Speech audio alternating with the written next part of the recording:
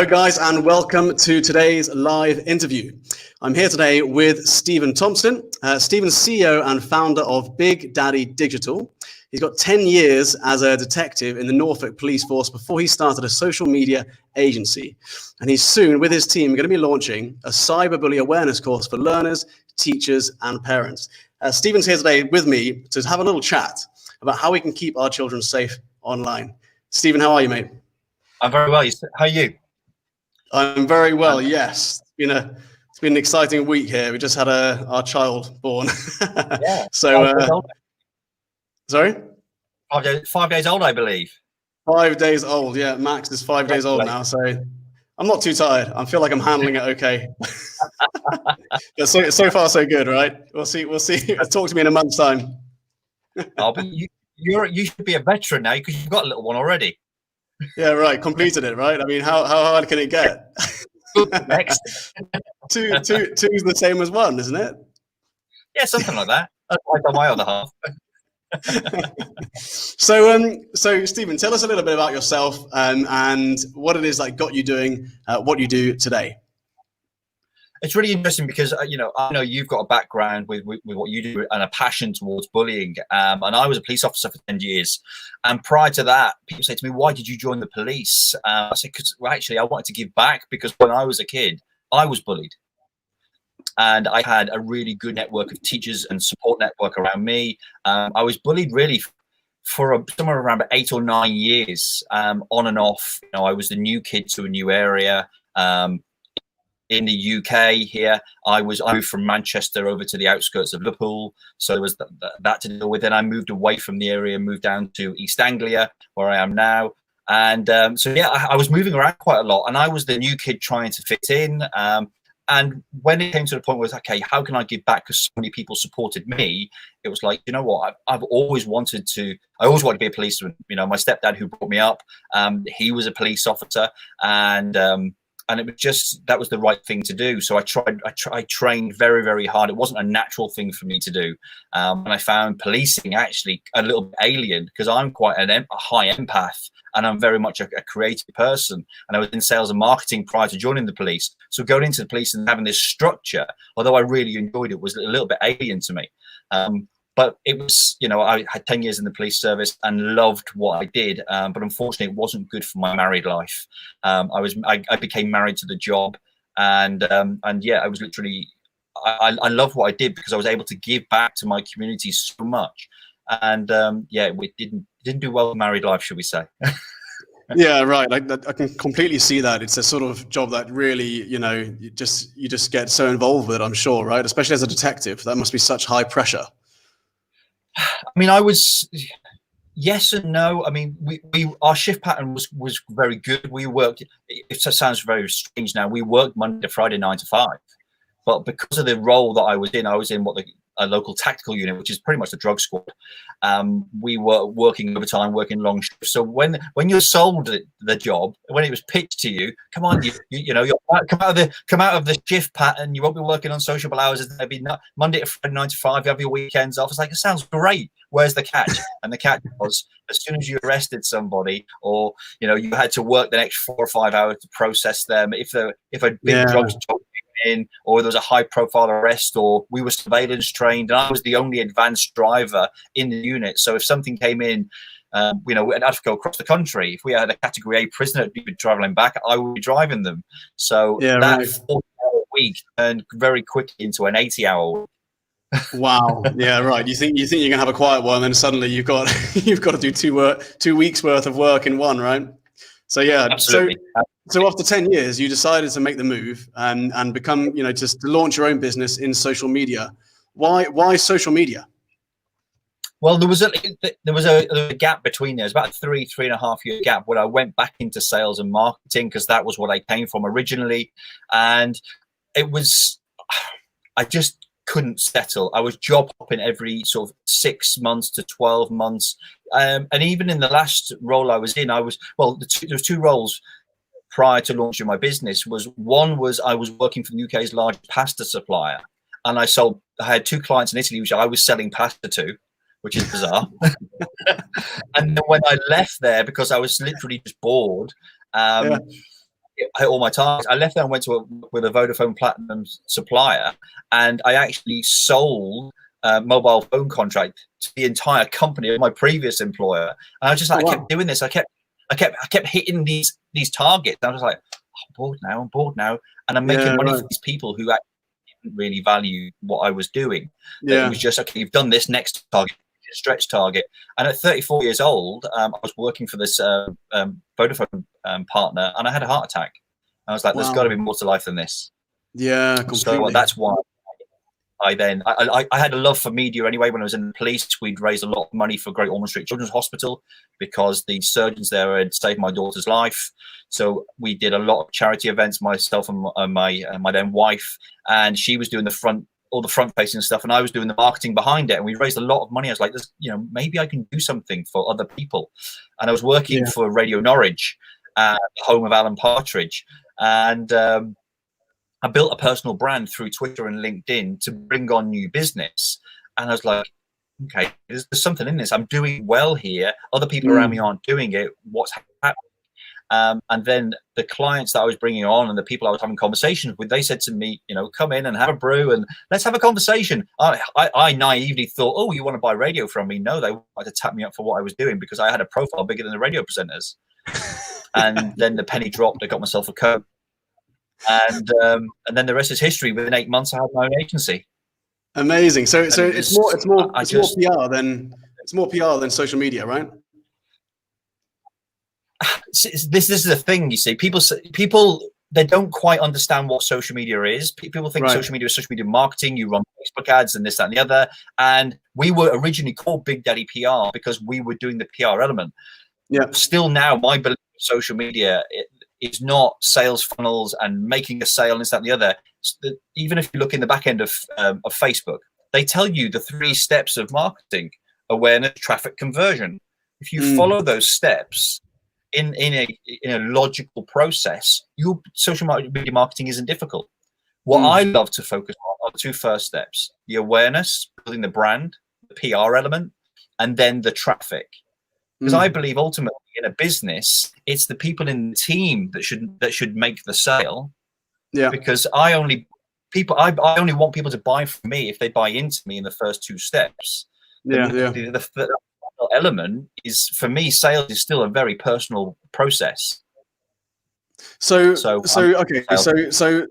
going through all of this, I mean, one of the interesting things I find is looking back at why we do what we do in the first place, and it all stems from values. And I looking back on your journey, police force, radio, marketing, social media agency, PR agency, you're now moving into bullying and helping young people through bullying, helping parents, helping teenagers, helping teachers through bullying.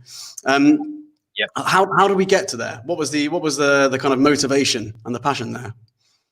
So it's back in the day before I joined the police. Like I said, I was bullied as a young person. When I started the agency, it was really around, I wanted to get out of the day job and I wanted to live life on my own terms. All of the cliched digital nomad stuff is what I wanted to do. But actually, what happened in the first year of business, I was trolled, really quite severely trolled, and barely survived a mental breakdown. And I go on and share parts of that in my TED talk. But what it was the fact that I thought, if I can survive that and come out the other side, how can I then teach others to survive that? Because there are so many people being trolled, from celebrities to young people. This is so interesting. So many people are being trolled, right? And it's something I don't think people necessarily realize what a big deal and what a big impact that can actually make when they're doing it, right? It's huge. I mean, I'm an ambassador for the mental health charity Mind, and I see it happening so much with young people. Even where my daughter lives, 30 miles from me, a young girl who went to a different school, she took her own life. She was found hanging in a park. Wow. She's 14 years old. Awful. All because of the perception of her on Instagram. I'm like, what? Yeah. It frightens me. And look at my daughter. She was 18 on Sunday, and I'll share as to why we've got into some of this. But the relationship we have when she wanted to go on social media is like, okay, I need to not so much have a firm hand, but I need to draw a line in the sand and put so say where I stand with regards to her going on social media and how I can monitor that, measure it, be realistic and have a good positive perspective on it, rather than saying, no, you're not going on it because social media is bad, because that's pretty much what every parent says. But social media isn't bad. The way it's used, which is bad or can be bad. And the thing is, if we go into, saying it's bad, we're going to have the conversations with your parents and my parents had when I was, 15, 16. You shouldn't be doing this. You shouldn't be doing that. And that just sends it underground. So I think we look at it from a very totally, yeah. I mean, that's probably one of the biggest mistakes, right? Just to cut off social media entirely. I think when bullying occurs, one of the first things that happens is a breakdown of communication. And one of our kind of maxims with the Not a Victim program is, you can have the best relationship with your child ever, and they still may not tell you they're going through bullying. And so I never told my communication is so important. 100%. I mean, I never told my parents when I was being bullied when I was, when I was younger. And and I know my daughter, she had some challenges when she was at school, but and as a result of being in the police force and all the trials and tribulations there, it was a real strain on my marriage, and myself and my wife separated. But I always made sure that I had a very, very good relationship with my daughter. Even right now, I look at how, even to this day, I still have access to her social media account, her passwords, and her email address. And she's 18 now. I've got no requirement to go in there. But the line that I drew in the sand was, if you're going to go on social media, I need to be sort of like your archangel. I need to be able to look after you and look over you. Really, yes, let your mum do it. But I'm very much so for you it's transparency, right? So the way you approach this as a parent is you kind of set your boundaries, set agreements at the very beginning, and said, right, you're going to use social media now. You're 14. Okay, so here's the deal. Here's the transparency we need. Obviously, she's now 18, so she's going into adulthood. At what point do you sort of begin to step back and say, okay, you can now manage all this yourself? So for me, this is a really interesting piece, because I was able to step back quite early because of the relationship I had with my daughter. And this is the same thing when we go to talk about Big Ed and the program and everything, is that if you have a positive relationship with your children, your young people, however you want to call them and phrase them, is that if you are open, I'm using social media and my daughter's going to see me using it. So she's going to be intrigued. We need to lead by example. We need to act responsibly ourselves, and we need to be mindful of what we're posting online. So it was very much, if I'm doing it, and she's now becoming of the age where she can go online herself, because she was actually given a Facebook account monitored by her mum prior to the official age. And I was like, well, I don't agree with that. So that's why I drew my line in the sand and just had a real open, honest relationship with her and said, all I'm going to do is parent. I always said when I was a kid, I'm never going to parent you. I'm never going to treat my children like you treat me. And that's what I said to my dad. Absolutely treat my children exactly how he treated me, because that was the positive influence that I brought through my life and my business and everything. But you know what it's like when you're told off by your parents, I'm not going to treat my children like you treat me, but actually they treat me well, and that has now shone through into parenting with my daughter. You kind of join up the dots and you realize it wasn't such a bad. Yeah, absolutely. And people say, what's the tip? What's the hack for this? Actually, it's social media right now with the cyberbullying and the online safety and everything is just modern parenting. So a lot of people just put it in a package. Are asking, what's the difference between normal bullying and online bullying or cyberbullying, and how do you deal with it differently? What's your approach there? So the challenge is it's 24/7 or can be 24/7. So I mean, I have so for argument's sake, I see my daughter, or was over the sort of the time that I was separated from my mum. We would see each other 2-3 times a week. And it's me who pays for my daughter's phone bill.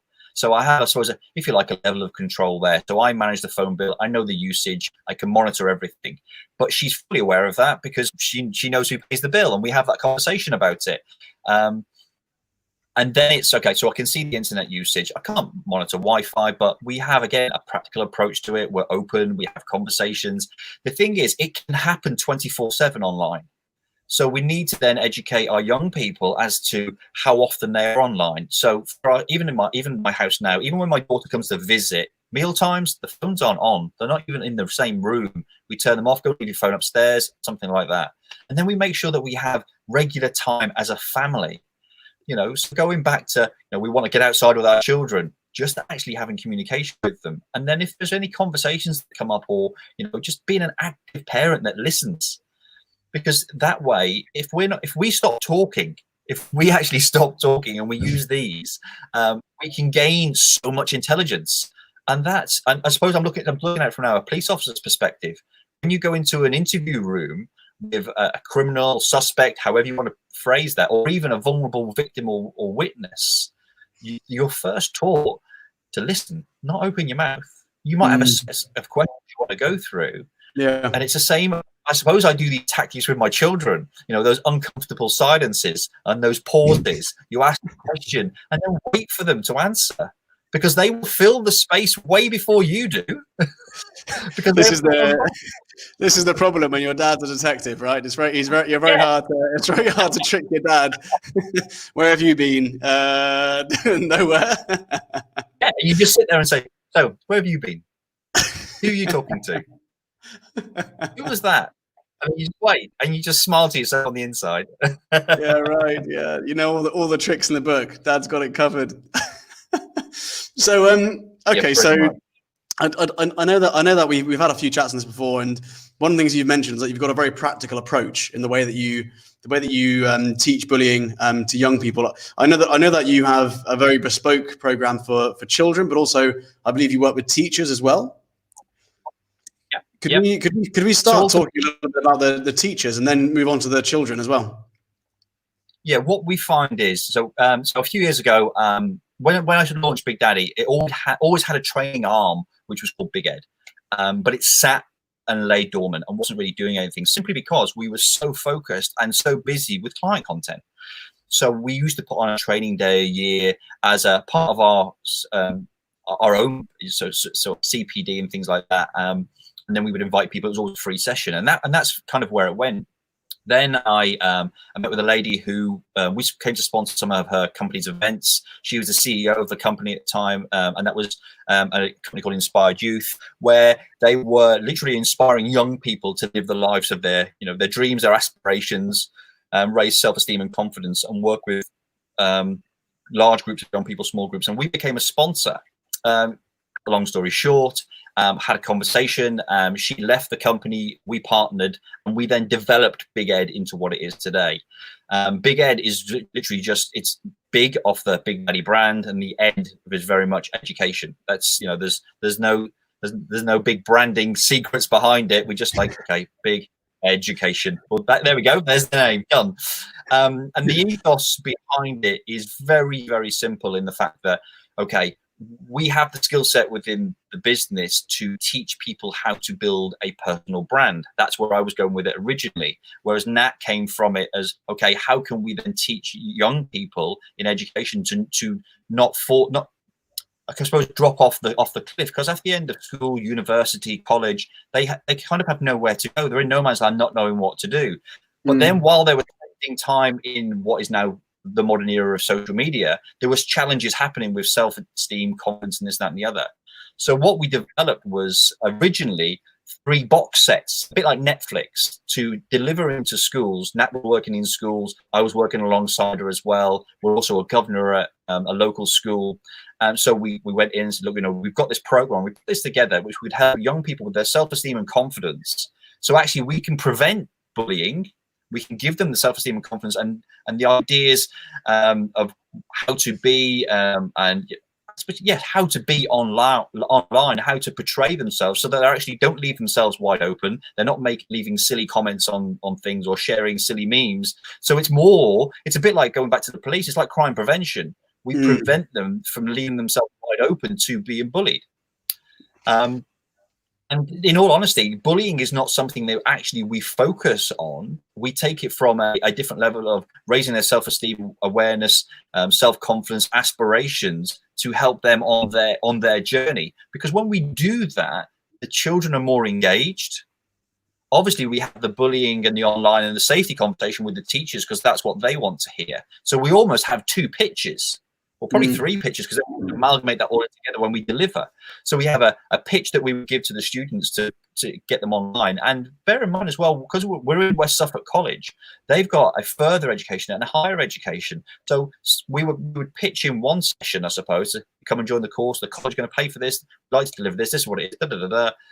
And we do that with sort of 16 to 19-year-olds. And then the next session, they were 35 to 40. And it's like, why do we need this? And then we have to explain, when was the last time you were educated about what to do, what to put online to actually prevent yourself from being at risk? Because there's no education, really, if you think about it, for people to go online. Everything is based around an anti-bullying or anti-this, anti-that. We're pro everything. Everything we do is positive and pro, and we don't do the anti-bullying campaigns and the anti-this campaigns. Everything is about how you can portray yourself positively so that actually you don't have to be, I suppose, subject to the anti-campaigns. So you don't have to keep defending yourselves, because we teach people to be unapologetically themselves and stay true to what they are with their interests and build content around a purpose. And because what they'll do is then they'll attract the right people, they'll attract the right employer, they'll attract the right audience. And chances are, if there is anything that comes in online, they've actually got a support network which they've built on and offline to support them. Yeah. And that's what keys, as well as building the positive relationship with parents and teachers. Really, really interesting. It's a really, really insightful approach, I think. I'd like to talk about and try and gather some kind of practical tips from you on how, firstly, young people can put themselves online and do it in a safe way, but also how adults can do the same thing. But before we go into that, I know a lot of what you do is in the same way with crime. You do a lot of preventative work. Do you think we can live in a society that is without bullying at all? No, I just don't think we can. It is an honest answer. It's not the MP's answer. whenever that won't get you any voters. But this is. Do you know what? This is exactly my belief as well. And when I went into trying to help people through bullying, it was many years ago. It was with that insight of we can stop it from happening. But now it's so much more about giving the individuals the character to get through it, because it's not a one-off event, it's a transition, right? And so it's so much more to do with the individual than it is to do with society. So that's our focus, really. But yeah, it's interesting to hear that you're very aligned to that as well. I don't think you'll ever stop bullying. I mean, if I go through every area of my life, and then I suppose I'm looking inwardly on me. Okay, I was bullied as a young child. I mean, I grew up in Manchester, and from the age of when I went into school to the age of about 6 or 7 years old, I was bullied by Asian children because the majority of the population were Asian at my school. It was 70% to 30%, and I was bullied because I was white. Now, I don't actually think that, I don't believe that, but that's what the perception it was at the time, is you were being bullied by Asian children, therefore you're being bullied because you're white. And I'm like, now look at it, says, no, I was probably just a pain. I probably just annoyed them, and it just happened that there was more Asian kids that I just didn't get on with, but I had Asian friends as well. So it's probably not that, but the perception is that. I then moved away from Manchester over to another part of the Northwest when my mum remarried. And we lived in a place in Runcorn in Cheshire, quite a deprived area. But, I was a young Mancunian, and then everyone around me had a Scouse accent.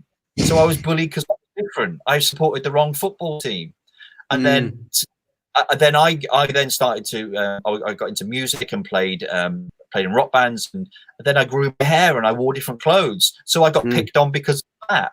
And then I moved down here, and then I was bullied for a very short period of time because I was the new kid again. Yeah. And I just think, you look at work, and you go into a workplace environment, and when you're the new guy, you can make the tea and this, that, and the other, and people, if you're on the lower levels. I mean, I started work. I was 20. I was working in a warehouse. I was just a warehouse boy. So everyone above me, the sales team, and this, that, and the other managers, I got all the rubbish jobs. I was hoovering the floor and this, that, and the other in the warehouse. It's like it's always going to happen. But I agree with what you say. It's how you build someone's character, how you build their confidence, their self-esteem, their self-worth, the internal piece. And that's what we do with Big Ed. That's what you do with your program. We just know now that from a modern perspective, a lot of this is happening online. So that's why we teach young people how to act online, how to be themselves. And there's so many young people. If you go through all of your friends and family's children's social media, most of the profile pictures look like this with a flash in the way, because they're not showing they're confident enough to smile.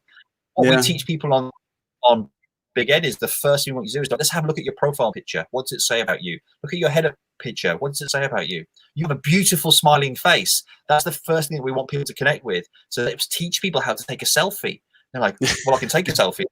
No, you can't. A selfie has a beautiful smiling face. You are fantastic. You're gorgeous. Show how beautiful you are. Smile, and it's laugh, have fun. Your social media shouldn't look tense or intense. It should be a good, honest reflection of you. And when we get the kids at college and that, and they're doing all of this, it's like, wow, epiphany moments. One young girl who's been on the course with us, she's gone from being very, very insular and recluse and not talking. Now she's completely changed how she looks. She's gone out inward and then outward with her personal brand. She's dressing how she wants to. She's feeling confident. She's taking photographs. She's documenting her journey. It's been an amazing experience, and she's talked that through within the classroom as well. So it's like a 2-hour session every week. And then these guys are building their own profiles online. And then what they're doing is a particular set of students, they're all drama and theatre students at West Suffolk College in East Anglia. And they then connected. We taught them how to use social, how to be on social, how to be social, because there's so many young people who don't know how to be social. And then we taught them how to represent themselves and then connect with people who are in their industry. They start being social online. Let's use social media for what it's there for. It's not just posting selfies and memes and this, that, and the other. They connect with people in the West End, and those people then were brought. They invited them over to watch their end of year shows. Unfortunately, it didn't happen because of COVID-19 and the lockdown. But they were having West End performers coming to their shows because they connected with them online, because they've been storytelling their journey over the last 3 to 6 months. Wow, I love that.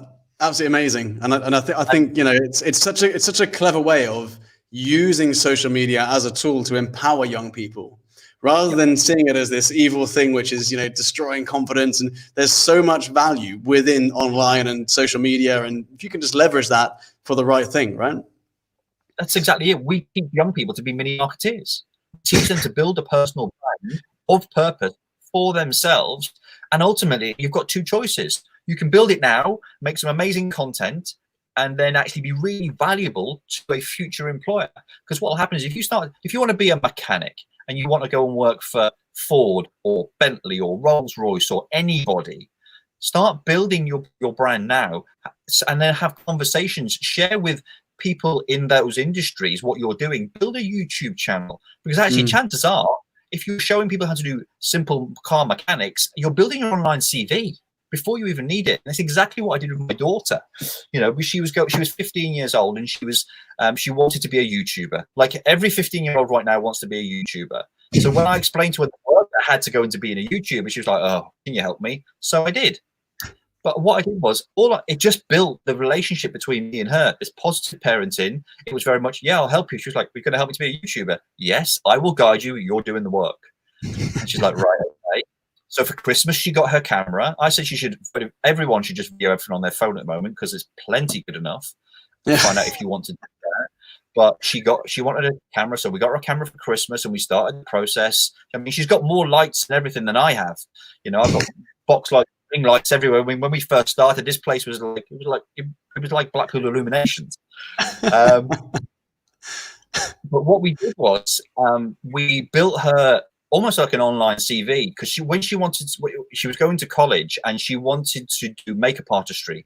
and theatre makeup at college, but she didn't think she had the grades or had the predicted grades to do the course. So with her YouTube account and her Instagram account, we documented the journey over the previous 6 months, and she went to college with her iPad and her iPhone.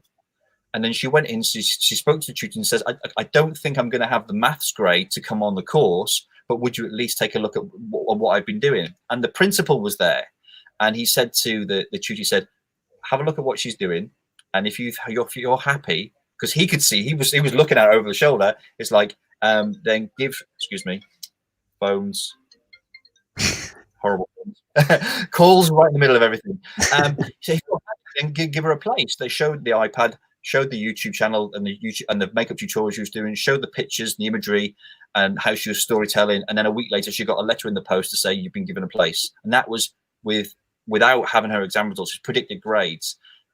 8 months round, what happened was she didn't get the maths grade she needed. She was 1 grade below. She contacted the college and they said, "Someone, we're giving you a place. We know that you're capable of doing the work. We will support you through your maths." 9 months later, she resat her maths and passed it, because she was in the right environment and had the right support. So when we look at young people and the challenges online and the bullying and everything else that goes with it, for me as a parent, you just have to put put the young person in the right scenario, in the right situation. So for me, to prevent bullying, I was just a positive parent. Now, there was still some things along the line, but I look at it now. She got her college place off the back of her Instagram and her YouTube account. She then carried on with her makeup artistry. She did level 1 makeup, theatre makeup, and passed that. She resat her maths. She's now doing beauty, and off the back of her YouTube channel, she got her first job. Amazing. That's very, very cool, isn't it? It all works, and all it is what I did in the 8 years ago. And it's just my blueprint, and we dropped it on her and we modeled it to fit her. Obviously, working with a 15 to 18-year-old teenage girl and having advice from dad, it's probably the most difficult situation in the world. It's probably easier to land a plane upside down or something, or to land on the moon. It sounds like it was a great way to bring you guys quite close together as well, and improve that communication, right? And so with that improved communication, gives you insights into how you can help her, what she's going through. It will give you the opportunity to spot any signs and symptoms of bullying occurring before it escalates, right? Which is, I think one of the biggest benefits of having amazing communication. You kind of have that ability to see things coming. Yes. Yeah, I completely agree. The only challenge is being a father, that you end up being open to all the boyfriend chats. And it's like, you don't. Oh, really? Yeah, right. No, thanks. Not looking forward to that. No. Years yet. Yeah, I know. Yeah. Just make the most of these younger years, I think. Absolutely. So I'd like to just to bring it back a little bit into your past, into before we carry on with some more practical insights and advice. Just into your past and the bullying you experienced. I got a couple of questions on that. Was there, you obviously bullied in quite a few different places and areas and several moments throughout your life. When you look back, was there one single defining moment which you would consider a sort of breakthrough, where you kind of overcame the bullying in a moment, and you kind of looked at yourself in a different light because of that? There was one. And I remember the lad's name. I can give you every detail, actually. I won't, but it was very much, I was being chased home from school, and I lived a fair few miles from my school. So my school was on a different housing estate. And I remember one summer, and I was running, and this is something you won't know, and it's not planned. Okay, I was running, and I had to stop. I literally stopped. I had no breath in me, and about a year prior to that, I'd been going to martial art classes, and I was, it was that defining moment where I'd had a success in one of my classes, and my coach would take me to one side and had given the words of wisdom, and I was running home, and I was like, why am I running? Because I could probably deal with him. Not that I ever want to use violence, but I could probably, and then it was like, and then you're running through. I literally was running through my head then because like, okay, no, he's got 5 friends with him, and this, that, and the other. And it did get to a point where I literally couldn't physically run anymore. And I stopped in this quite a large open car park on a housing estate. And I stopped and I was catching my breath. I had my hands down on my legs and I turned around. And before I'd even realized he got to me, I turned around and swung and I punched him. It wasn't that I was ever going to use my intention was to use violence. It was like, I've got nothing else now because I can't run. And it was supposed that it wasn't until it was in hindsight that I turned around. You know, I didn't use any, there was no martial arts move. I wasn't there throwing katas at him and this, that, and the other. It was just very much, I just swung because I had no energy left in me to do anything else and I couldn't run. And it was so after this, obviously what happened really was, you know, you reached breaking point. You had enough. Of what you were going through in terms of bullying, and you know, you reached this point where almost the confidence you had gained, whether that was from martial arts or other things in your life, had kind of overpowered the fear of the bully. And this, whenever we're working with young people, we kind of feel like there's this balance or imbalance, right? And then suddenly, when you get this confidence up to a level where the fear of the bullying isn't quite as high as the confidence, there's this breaking point. And what I've often found to happen from this is students tend to go down one or two ways, right? They either go down, we have a route of misery and a route of magic. They either go down the route of misery where they actually become a bully themselves. And statistics out there, something like 70 or 80% of children who go through bullying actually become bullies themselves. So a lot of children go through that and they go down that route. On the flip side of that, it's obviously got this amazing ability to make or break your character, right? So when you went through it, it obviously changed the way you saw yourself. It was this moment which obviously impacted your self-esteem. When you kind of left that and you went on and you went to different communities, did you approach bullying differently because of that? Yes, because I felt then strong enough to stand up for the kids who were being bullied. Really interesting. I never then I get to, I mean, when I was still up in the Northwest, I was still bullied by the same group of people, but I then developed as a young person. I suppose I was about 13, 14 at the time. And I identified a new group of friends. I started, like I said before, I was playing music in bands. So it's like being that, you know, you are the 5 people closest to you. I then changed my circle of friends, and I then became the guy who actually stood up for the people who were being bullied. Yeah, and I love that. I'm still that now. It's one of the the values from that single incident, which were embedded in who you are as a person. Yep, have carried on throughout your whole life and now determine exactly what you do now as an adult. Right? Isn't that amazing? Yeah, pretty much. This is why for me bullying is such a pivotal, you know, incredible moment for a young person to go through, and it doesn't need to be a negative thing. It's got this amazing ability, right, to make or break a character and ultimately shape who you are. But I think what's important is the mentoring, right, and how you process bullying is so important. Yeah, I mean, at the time, I didn't have any sort of. Well, I look back on it, and I didn't have any sort of mentoring around the bullying. My stepfather, who I don't class as I call him my dad. He was, you know, he was very, very strong-willed man. And if I came home with a bruise or a cut or anything like that, he'd be straight out that front door. Who was it? You know, and he would want to go and fix it for me. What I learned from him, I suppose, and my mum really, is the fact that that's all well and good, but all it does is prevent it for a very short period of time or inflict pain and hardship on other people. And if you can get to the point where almost educating yourself is actually the answer is not to inflict pain on other people. I look at it now as a 43-year-old dad is, okay, what pain is that person suffering already, and how can you help them in a different way? That's the next thing I was going to talk about, actually. But before I do, you mentioned you didn't get any mentoring specifically through bullying, and I think a lot of parents would love for their kids to get that. But what's most important, I think, is when you go through that breakthrough period or that breakthrough moment, that you're able to put it into context. And it's that putting it into context which makes the difference. So if you went to, it sounded like you mentioned katas. Was it karate, a traditional style you did? Freestyle karate I went to. Freestyle karate. Okay, so how was violence put into context within that environment? It was very much that, you know, I can hear that. I can hear it now. If it's like Karate Kid, it stays in the dojo. It was that, you know, you wax on, wax off. Yeah, it was. And the thing is, Karate Kid was really huge back then. Yeah. You know, we're talking like, where are we? 88, 89, 1991, that era. Yeah.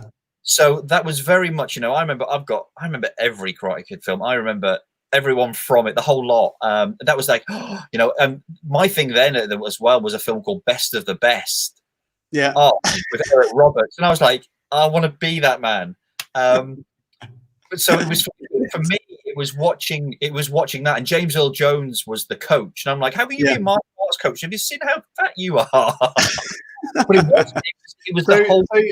It was the parenting. It was the parenting around it. Yeah.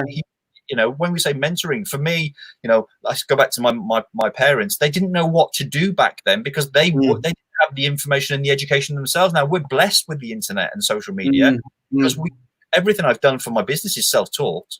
And then from there, that's catapulted me on to go and get mentoring and coaching in different places. And I think once you get into a mindset of self-development, personal development, and you think, okay, there are people, because there's people who don't like those industries. But I think, you know, you won't get anywhere without a mentor. My first mentor for business was the guy who got me out of the day job. Yeah, it's completely. And I think, you know, you need that person who kind of believes in you a little bit more than you believe in yourself sometimes. But from the perspective of the influence you had during that moment, right, when you were going through this, in order for you to not become a bully yourself, because you just suddenly it's almost like, you know, with great power comes great responsibility, right? You've been bullied for so many years, and suddenly you were like, right, I know how to deal with this. I'm actually pretty strong. I can take care of myself. And maybe, you know, you may agree with me, but that influence you had, whether that was from, you know, martial arts on TV or whether it was from the club and the traditional values and the putting power and not violence, but physical strength and power and know-how into the right context really shaped you in that moment. Would you agree with that? Yeah, I think it's very easy to go one way or the other. You know, it's like, when you have that, because when you develop a skill over time, and I've seen so many people go the other way. You know, I had a love once. I think with me it was learning. So I learned karate, and then my brother was into taekwondo. I took a little bit from that. Then I found a love for kickboxing, and you start to learn all of these different skills, and it was like, oh. But I just didn't. I don't know what it was. There was nothing in me to go and, you know. Yeah. I wanted to help people rather than hurt people. Yeah, it's just not in me. But yes, I have the knowledge and the, I suppose, the strength back then. I'm a bit old now to inflict pain on somebody. But I'm not interested. Whereas it gave me strength in other places. I'm a very confident person with what I know. Yeah. This is another really interesting thing. I mean, one of the things you spoke about is you teach young people to basically own their traits, right? To own who they are and to be shamelessly unique, right? Yep. And it's something we try and drive home as well so much, and it's so important. One of the things we ask people to do as part of our process is to persevere in a separate community.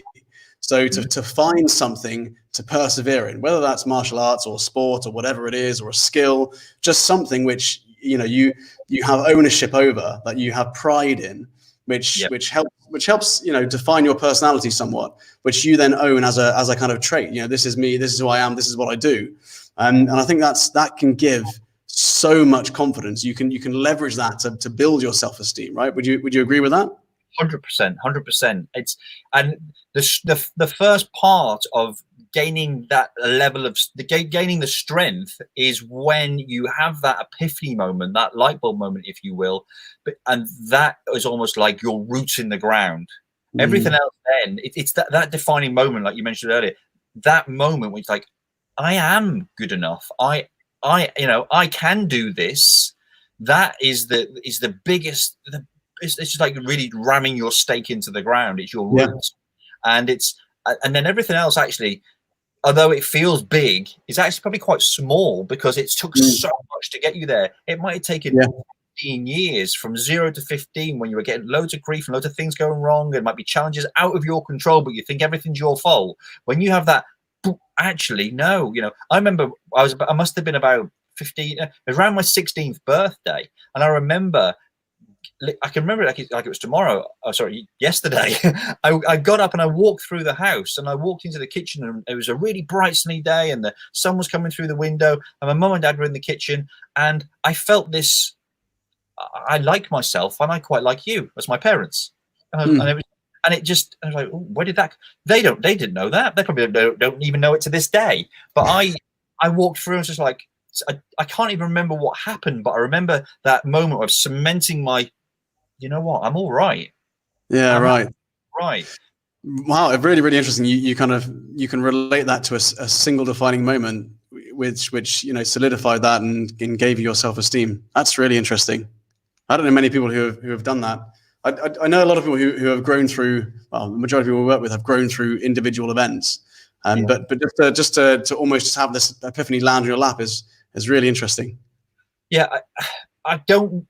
In all honesty, I don't know what was happening before that, but I just remember walking. You remember the moment?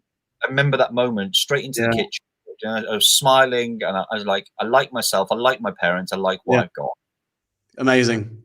That's so important, right? I mean, how many parents would love to give that to their children? What a good question I've got here is why does bullying occur?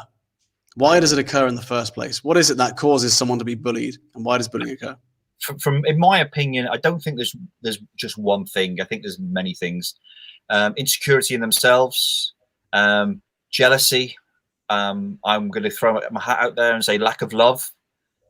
There's so many different things for different people, but they're the things that I experienced. I look at people who are around me that bullied me, and they were trying to be somebody to get someone's attention.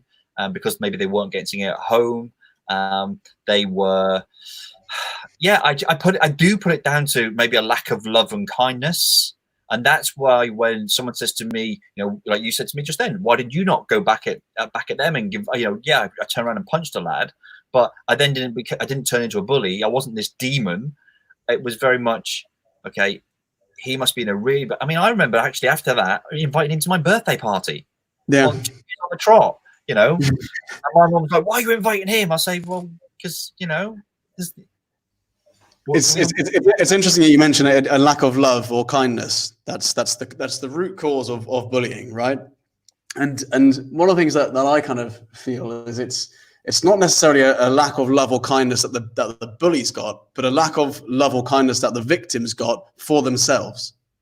Okay. And again, that stems down to not owning their traits, or there is a certain aspect about them. I'm going to go all DeMartini on this, but there's a certain aspect about them that they don't own, they don't love about themselves, and that then becomes a weakness which is amplified by the bully in this relationship.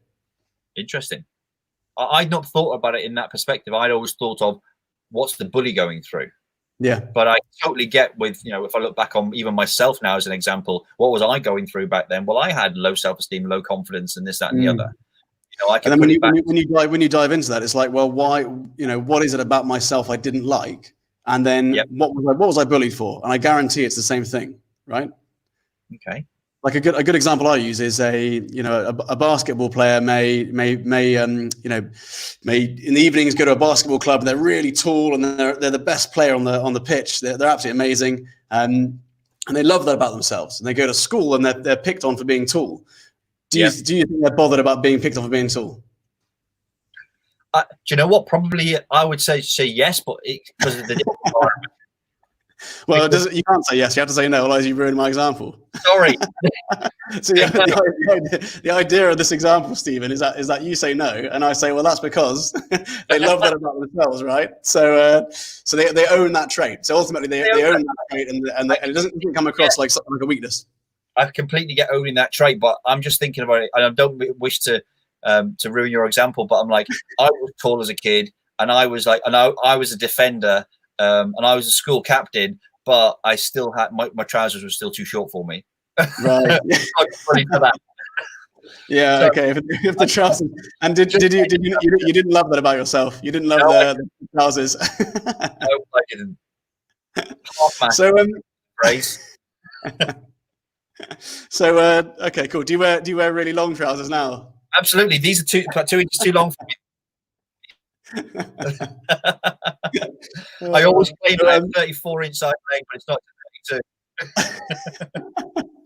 So when you're sort of speaking to parents or teachers or students, what would you say is the, if you had to, I know there's obviously so many moving parts to this, and it's, you know, there's so much to it, but if there was one big lesson that if you could teach to a family or an individual who's going through bullying, or someone who's mentoring their children through bullying, just one lesson, which you believe would be the most powerful lesson, what would that be? Listen. It's just listen, because, and allow that person to speak. Because if you get to the point where because you want to solve your child's problem, you will throw conversation out there, you will ask questions, and then when they don't respond quick enough for you, you will try and fill that space. They will then feel really conscious and not want to they won't want to interrupt you, because, you know, good parenting or whatever type of parenting, their manners, they won't want to interrupt, and then you don't leave them enough time to speak. Now, on the flip side, you may give them completely too much time, and then they feel very self-conscious and don't want to speak because, you know, it's a really awkward silence. So you've got to find a balance, but have a conversation, listen. Don't expect it all to be done and dusted and solved in one conversation. It might take 5, 10, it might take 50, it might take 100, it might take weeks and months, but it's perseverance, and it's listening, and explain to them you're not there to judge them, you're not there to be their friend, you're there to be their parent. You know, I see so many people who, yeah, you know, we're really pally out. You know, my daughter's my best friend, and I'm like, wow, I bet that's a challenge then when you have to put in consequences and things like that for things. Yeah, you know? definitely.